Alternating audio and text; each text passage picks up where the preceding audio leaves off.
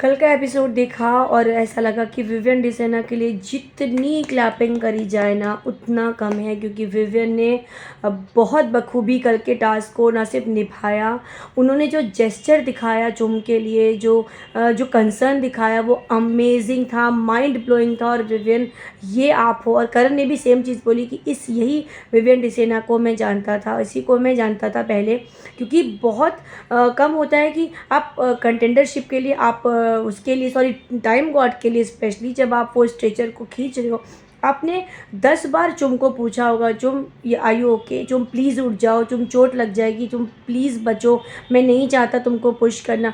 मतलब इतना कंसर्न, आप इतने अच्छे कैसे हो सकते हो विवेन? मतलब कोई भी नहीं वहाँ पे, कोई भी ऐसा नहीं करता। करण की बात अलग थी, करण एक मतलब करण इनफेक्ट चुम के लिए करते, शायद करण भी ईशा के लिए नहीं करते जितना करण है जिस तरीके का। वो अलग बात है कि करण का नेचर इसलिए नहीं कि वो एंटी होते या कुछ होता, बट उनका नेचर है वो। लेकिन आपने ट्रॉफी को ध्यान में भी नहीं रखा। हाँ, शायद ये भी है कि आप ऑब्वियसली फिनाले के हिस्सा हो, 100% हो, लेकिन आपने उस पॉइंट ऑफ व्यू से नहीं सोचा। ये हम सबको दिखा।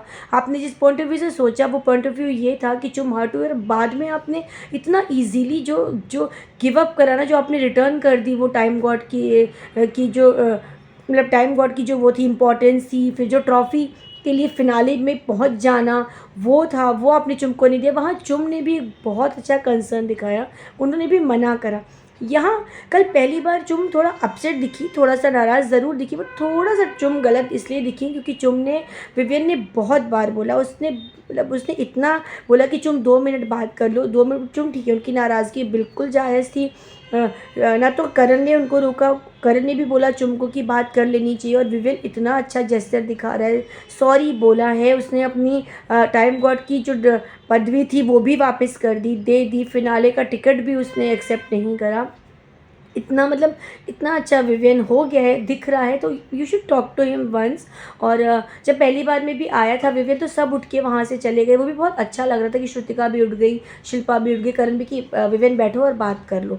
तो कल बहुत अच्छा लगा। वहीं अगर हम ईशा और अविनाश को देखें तो बुरा लगने वाली बात है, ठीक है, उन्होंने बहुत मेहनत करी थी, कि उन्होंने अपना पूरा एफर्ट लगा दिया विवियन के लिए, और विवियन ने वो एफर्ट कम्प्लीटली ख़राब कर दिया, लेकिन बहुत अच्छे चीज़ के लिए ख़राब किया। रजत जो थे वो बहुत ज़्यादा अनफेयर थे, वो दिख रहा था, क्योंकि संचालक भी अनफॉर्चुनेटली, क्या बोलूँ, करण को, करण ने ही बनाया था, करण बिल्कुल मेजरली रॉन्ग डिसीज़न था। अगर वो वहीं से सब कुछ गलत हुआ ना, वो संचालक बनाते ना, ये सब कुछ होता ना, इतना झगड़ा होता। अगर शिल्पा होती, सिंपल होता, तो सब कुछ नॉर्मल चल रहा होता, और वो किसी के उसमें भी वो डाल नहीं रही होती। जितना मुझे लगता है अगर वो डाल भी रही होती तो इसकी तरह नहीं कर रही होती जो कि रजत ने करा। तो शिल्पा बनती है, कोई भी बनता, मतलब एक्सेप्ट अविनाश और ईशा और रजत। तो जो भी था ये सब कुछ हुआ, लेकिन विवियन के लिए मैं एक बार फिर से ताली बजाना चाहूँगी। Vivian very very nice, and seriously ये विवियन हम सबको बहुत अच्छा लगा। और जो भी आपने किया कंटेंडर, वो जो टास्क के दौरान स्ट्रेचर की, वो भी गलत नहीं था, बिल्कुल गलत नहीं था। आप खींच सकते थे क्योंकि आपको फिनाले में जाना था, तो वहाँ पे विवियन की कहीं से भी दूर दूर तक कोई गलती नहीं थी। दो चुभ ने भी कोई वुमेन कार्ड नहीं खेला, कुछ भी नहीं करा, उनको प्रॉब्लम थी, उनके कुछ स्पेशल डेज चल रहे थे, इस वजह से उन्होंने वो शायद करण ने अपना वो गुस्सा दिखाया कि चुम है वहाँ पे। ऑफ कोर्स करण का जितना भी गुस्सा था वो सब कुछ जायज़ था, क्योंकि चुम और करण जेन्युइनली एक दूसरे से बॉन्ड करते हैं। बट विवियन कल आप पूरे एपिसोड के सुपर डुपर हीरो रहे हो।